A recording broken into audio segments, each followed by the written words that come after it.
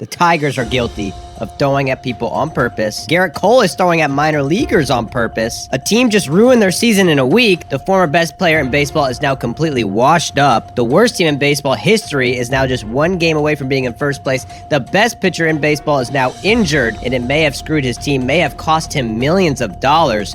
But before we get to that, let's rise for the national anthem. And the rockets red glare. Tarik Skubal, last week against the Braves in the 7th, he starts shaking his arm, calls time. Trainer comes out for a minute. His fastball velocity was down 1 mile per hour from last season. Expected batting average up 60 points this year. Average exit velocity was up 3 miles per hour. His hard hit percentage up 10%. However, after shaking off his elbow, comes back out, throws a 97 mile per hour fastball, strikes out Matt Olson. So we kind of thought, okay, maybe he's fine. Not so much. So he gets scratched before his Monday start. They're calling it loose bodies in the elbow. It's basically bone spurs. The Tigers clubhouse expects him to be back sometime in early June, which would be less than a month. This also is concerning for the Tigers because they might need a trade piece. They lost 4 out of 5 games. They just got swept by the Red Sox. Dubal's on the IL. Justin Verlander's on the IL. Casey Mize is on the IL. Reese Olson is on the IL. Jackson Jobe is on the IL. Don't forget about Gleyber Torres, Javier Baez, Trey Sweeney, Parker Meadows, and now Kerry Carpenter just got added to the IL. They also got 3 more relievers on the IL. The Tigers have $113 million on the IL, man. And then they got a guy named Framber Valdez who decides to have a tantrum on the field, and now he's suspended. Last season, he had an incident where he shook off his catcher. The catcher wanted him to step off. He tries to call time. He doesn't step off, throws the pitch anyway. The ball is hit for a home run, okay? So Framber's pissed. He just gave up a home run on a pitch he didn't want to throw, apparently. 2 pitches later, it looks like he purposely throws a 95 mile per hour fastball at his catcher. Falls the off-speed pitch, purposely throws a fastball. Catcher wasn't expecting it, hits him in the chest. Now that's alleged. That's what it looks like, because when he gets the ball back, he looks pissed, like he did this on purpose. Yeah, so he goes unsigned for pretty much the whole winter. He was projected to get a 5-year deal, ends up getting only a 2-year deal. According to the Detroit Free Press, it was likely the incident with his catcher that caused him to be unable to sign the long-term deal. I don't want to look at him like he's a bad person. However, he comes into this game and he pitches like a bad person, gives up 10 runs, 7 earned runs to the Red Sox, gives up back-to-back home runs. And then Trevor Story comes to the plate, nails him with the first pitch. Now, this is a 94.4 mile per hour fastball. He's thrown 2 fastballs in the past year. Both of them hit the batter. So he has this one pitch he only throws if he's trying to hit you on purpose, making it obvious when he's doing it. For the Tigers, it's concerning because for Valdez, he's suspended. Justin Verlander, he's on the IL. Tarik Skubal, he's on the IL. And Casey Mize, he is on the IL, leaving just Jack Flaherty with the ability to pitch. Goes 5 innings, gives up 2 runs. They lose. They get swept by the Red Sox. They lose 5 out of 6 games, lose Tarik Skubal, lose Kerry Carpenter, lose Framber Valdez, are currently tied for 3rd place behind the White Sox. Hey, Chicago, what do you say? The Cubs are gonna win today. 15-3 out of their last 18 games going into the week. So they play the Reds. First game, it's tied 4-4. Michael Conforto comes up to the plate. What does he do? Walk-off home run for Michael Conforto. Next day, it's tied 2-2, bottom of the 10th. Michael Busch comes up, hits one to short. That one into center field, and the Cubs win it! 2 walk-offs in a row. Next day, tied 6-6. Michael Busch comes to the plate again. 3-1. 5-4 ball game. Cubs walk it off for the 3rd day in a row. 3 games, 3 walk-offs, all 3 by a guy named Michael. They won 18 of 21 games. 11 of those wins were comeback wins. 10 of those wins were after allowing the first run. 7 one-run wins, 5 walk-off wins, 5 wins after trailing in the 8th or later, 4 extra inning wins. They sweep the Reds in 4 games. That is a 15-game home winning streak. Cubs have won 20 out of 23 games. So they had 2 10-game winning streaks in 23 games. They had the most runs in baseball during that span, the highest average, the highest on-base percentage, the highest OPS, the 2nd highest slugging during that stretch. They went from last place to first place. If you ain't first, you're last, motherfucker. The Cubs aren't last, they are first. So the Reds have one of the worst weeks in baseball history, unfortunately. So going into May, they were 20-11, first place. First time entering May in first place since 2002. Then they get swept by the Pirates. Then they get swept by the Cubs, 4-game sweep of the Cubs. So they lose 7 straight games. All of these games are against teams in their own division, which really hurts, including 3 walk-offs in a row to the Cubs, which we just covered. In Game 4 against the Cubs, Dansby Swanson, the ground into the perfect double play ball. It's a tag at the plate. He's got a tag.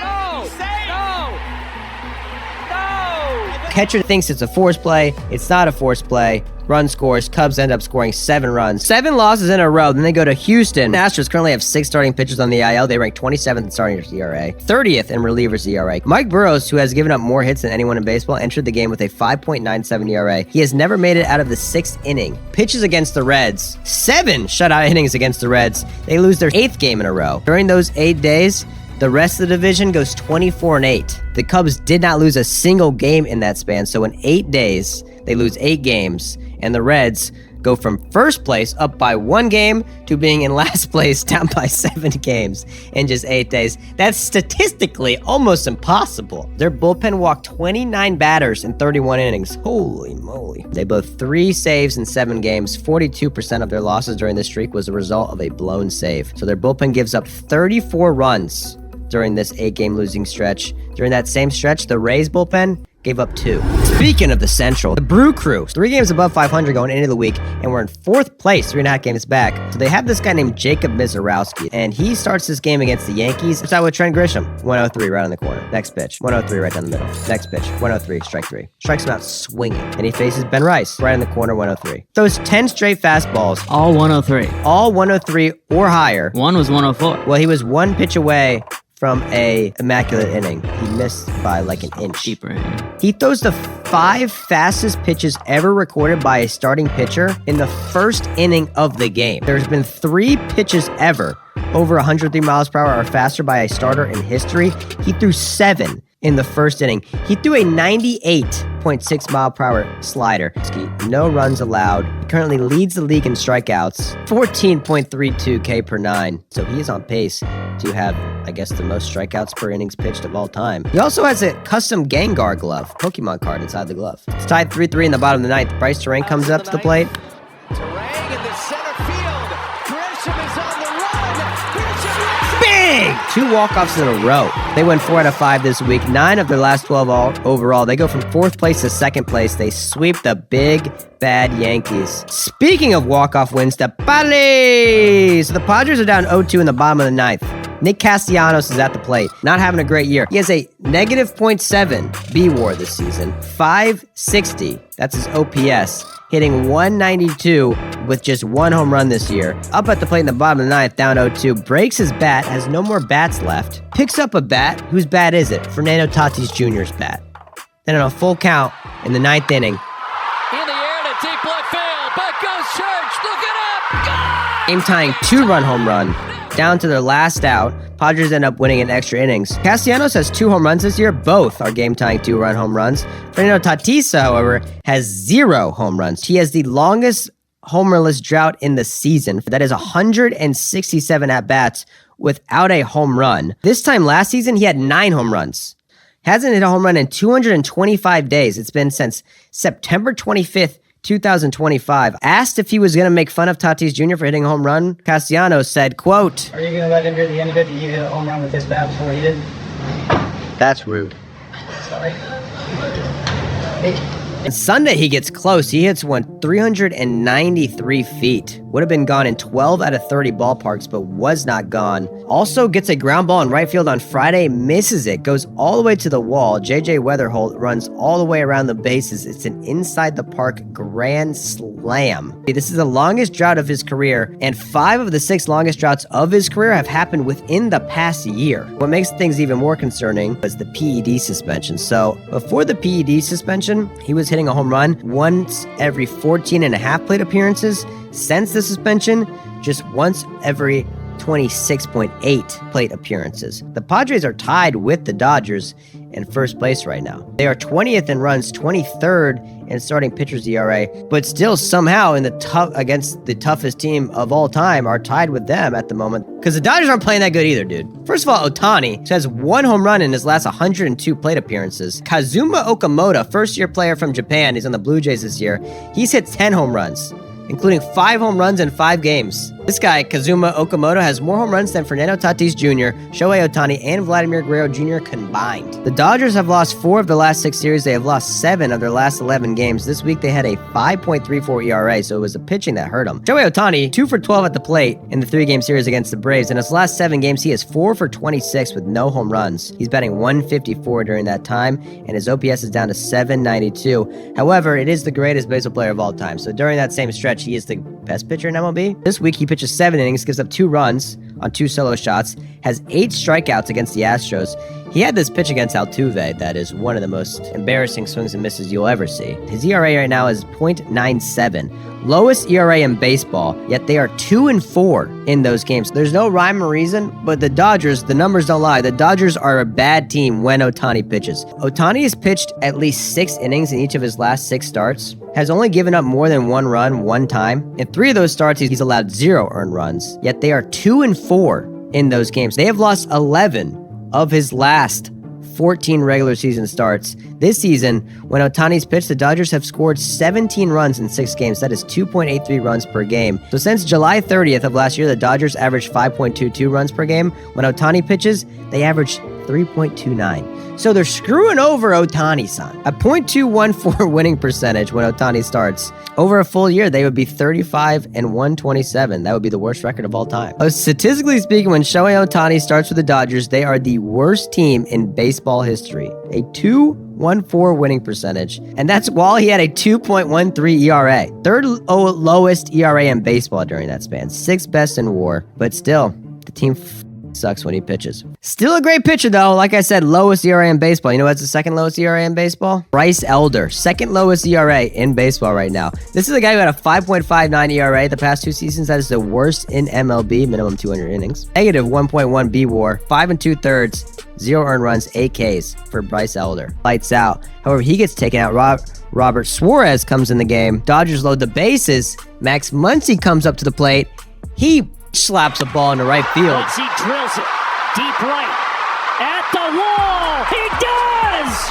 What a catch! Eli White saves the game. So Braves win 2 out of 3. Braves did lose their first series of the season earlier in the week to the Mariners, but they beat the Dodgers 2 out of 3, have scored the most runs in baseball, have the lowest ERA in baseball, tied with the Yankees. The Phillies are now in 2nd place. Since hiring Don Mattingly, they have gone 10-3. They go 5-2 this week. They score 39 runs, lead MLB in runs scored, in hits, in average, in slugging, and in homers. They go 8 this week with the runs. I mean, unbelievable. 3rd best record in baseball since getting booed at the Flyers game and firing their manager. They have the 2nd best offense in baseball since then. According to WAR, they have the most valuable pitching staff since then. What a decision to fire the manager. So their new manager, Don Mattingly, now has more wins than Rob Thompson did in 15 fewer games. That was quick. Went from being the worst record in baseball, having playoff odds that were 37%, to now having 54% playoff odds. They are 3 games under 500, 9 games back of the Braves, but only 4.5 games back from the wild card spot. But a little bit of a very weird week for the Yankees. So Garrett Cole is doing rehab starts in the minor leagues. This guy hits a home run